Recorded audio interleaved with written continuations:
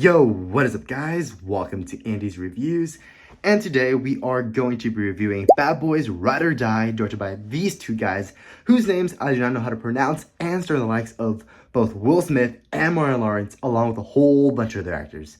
Let's get into it.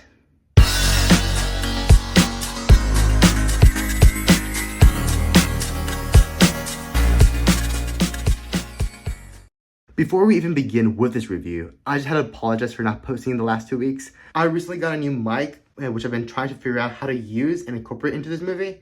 And it turns out that I'm actually not able to use the new mic simply because I typically tend to put my phone on the wall to record my videos. And since the mic's receiver is very big, my phone just tips over. So I had to order a new tripod in order to record fairly, which is why the mic doesn't sound really good right now.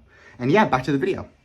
Before we even begin discussing the pros of the movie, I just have to say that this movie literally blew my expectations away, to be completely honest with you. This was my first movie in the Bad Boys franchise, and I have to admit, I'm down to check out the rest of the movies. I actually like this movie, and cannot wait to watch the other movies in this franchise, such as Bad Boys for Life, I believe. And yeah, I actually can't wait to watch that this weekend, which of course brings us into the pros of this movie. The first thing that I really liked about this movie has to be the fact that the chemistry between Will Smith and Martin Lawrence is absolutely incredible. Literally, the jokes between the two were absolutely incredible, especially the donkey joke that was hinted at the beginning part of the movie, and how the directors of the movie were able to come back to that joke towards the ending part of the movie. I really enjoyed that joke. And honestly, the comedy and the familyness in this movie, the family vibes and all that, were all absolutely incredible, especially the relationship between Martin Lawrence's character of this guy and with the Marine we get to see in this movie. I actually really dug their chemistry. It was absolutely incredible. And yeah. And of course, the second main thing that I thoroughly enjoyed about this movie has to be the amazing action sequences and stunt choreography in this movie. To be completely honest with you, I expected the action sequences in this movie to be quite generic, but honestly, I have to give kudos to the cinematographer of this movie, this guy, and how he was able to create first-person shots like you were a first person in a video game. They all looked absolutely incredible, which I'll try to find footage for this video, which I'll put like over this audio. But yeah, it was absolutely incredible, and kudos to them.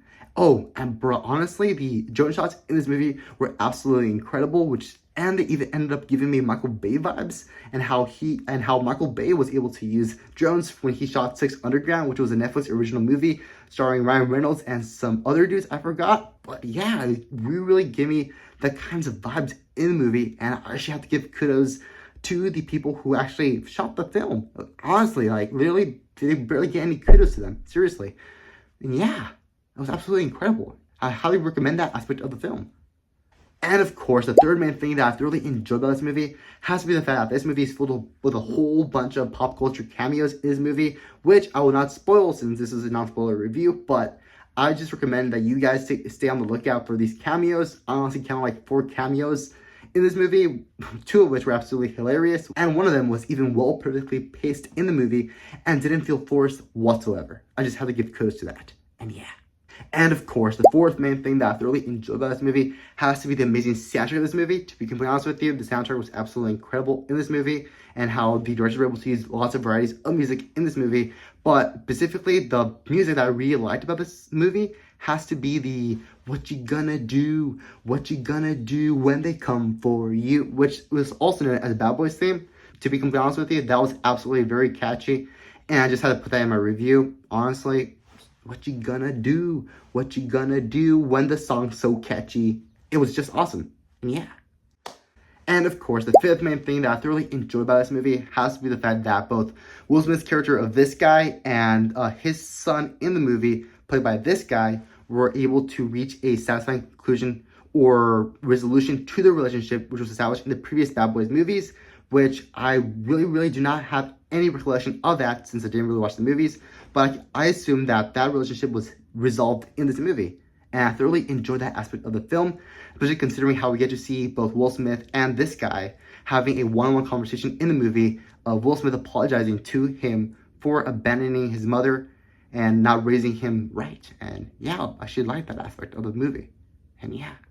And of course, the sixth main thing that I thoroughly enjoyed about this movie has to be the amazing jokes in this movie. To be honest with you, my favorite joke in the movie was when Martin Lawrence's character of this guy actually woke up from some kind of coma and actually went out naked or wearing a hospital gown onto a rooftop and began flashing the city of Florida. That was absolutely hilarious, and I just had to put that out there.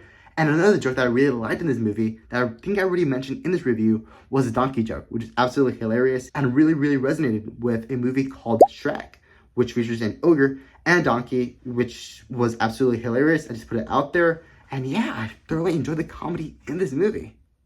And of course, the seventh main thing that I thoroughly enjoyed about this movie has to be the amazing helicopter sequence in this movie. To be completely honest with you, that was the best action set piece of the entirety of the movie. Honestly, it was like no other plane crash sequence I've ever seen. It was absolutely phenomenal, especially the way it was shot with using the drones, using the bunch of other cameras, getting the right angles, using the rope. It was all absolutely well done, and I honestly have to give kudos to both the stunt coordinators, the cinematographers, kudos to the director for being able to create such an awesome helicopter crash sequence. It was absolutely incredible. I especially love the way we got to see the first-person shots from the eyes of the main characters of the movie. It was all super well done. And yeah, honestly, the only thing I would have improved from that sequence has to be the way that it is actually revealed out of the blue that Armando, aka Will Smith's son in the movie, is able to fly a helicopter, which was a huge coincidence in the movie. Honestly, would have much rather just seen both Martin Lawrence and Will Smith's character fighting with one another as to who gets to try to land the helicopter. And yeah, that actually would have been way funnier than actually just revealing out of the blue that a character named Armando is able to fly a helicopter, which was a huge coincidence that really, really dinked this amazing helicopter action sequences. I just honestly had to put it out there. And yeah. And of course, the eighth and final thing that I thoroughly enjoyed about this movie has to be the amazing pacing of this movie. To be completely honest with you, I was not bored a single moment in this movie. I actually was very, very, very well entertained throughout the entirety of the movie. And I honestly had to put it out there, considering how most movies of the genre tend to take too long on a certain plot line. But this movie honestly had perfect pacing. The action was incredible, well paced, didn't feel too short, didn't feel too long. It all felt amazing, just the right amount. And yeah, I actually like that. However, of course, that doesn't necessarily mean that this movie is without flaws. Some of the things that I do not like about this movie has to be the fact that this movie is very, very predictable. I was able to predict the villain of the movie from the very, very first 10 minutes of the movie. It was quite obvious who the villain was, especially with the casting of the person who was the villain. And if you check out this guy's filmography, you'll honestly know that he tends to play both hero and villains. But honestly, the villain was very predictable. But other than that, the movie's plot is very predictable. You could obviously tell the plot sequence of the movie, especially from watching the trailers, which was technically all in chronological order. And yeah, I really didn't appreciate Sony basically spoiling the entirety of the movie in the trailer, which they have been known to do for many, many times. And yeah, I really did not appreciate that aspect of the film. And yeah.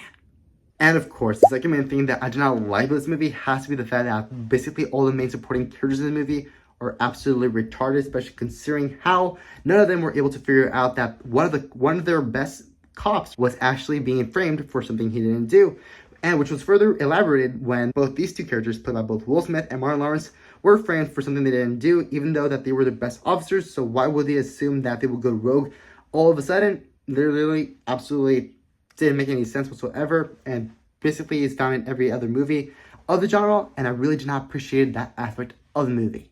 And yeah. And of course, the third main thing that I did not like about this movie has to be the fact that basically all the characters in the movie, besides the two main characters played by both Will Smith and Martin Lawrence, are absolutely forgettable. I honestly did not know the names of any of the characters, including both Will Smith's son in the movie, whose name I forgot, I think it was Armando, something like that. And basically, every character in the movie besides the two main characters were absolutely forgettable. But of course, the cameos in this movie were absolutely memorable. And yeah, I didn't really appreciate the forgettable characters in this movie, which I feel that the directors could have easily added some more family involvement in the movie besides them just being hunted down by the enemy. And yeah, honestly, I did not appreciate that aspect whatsoever, but I do see why they used it since they provided the comedic relief in this movie. But other than that, the side characters in the movie are absolutely useless, except for this guy, okay, the Marine guy from the trailer. He was actually very useful in the movie. But yeah. Well, there you have it. When it comes to placing this movie on the Anders Reviews grading system, I have to say that this movie deserves roughly 6.5 chimichangas out of 10 chimichangas, as well as a rewatchability score of roughly never, in my honest opinion. I wouldn't rewatch this movie. It was a one and done. It was fun though, but just wouldn't personally rewatch it. So a rewatchability score of 0, as well as an overall grade of a B-. And yeah, other than that, I recommend go watch this movie in theaters. It's really, really and enjoyable family time at the movies. And yeah. Well, don't forget to subscribe to this channel, drop a comment down below, letting me know your thoughts of this movie, drop a like down below to help out with the YouTube algorithm, and I guess I'll see you guys in the next video.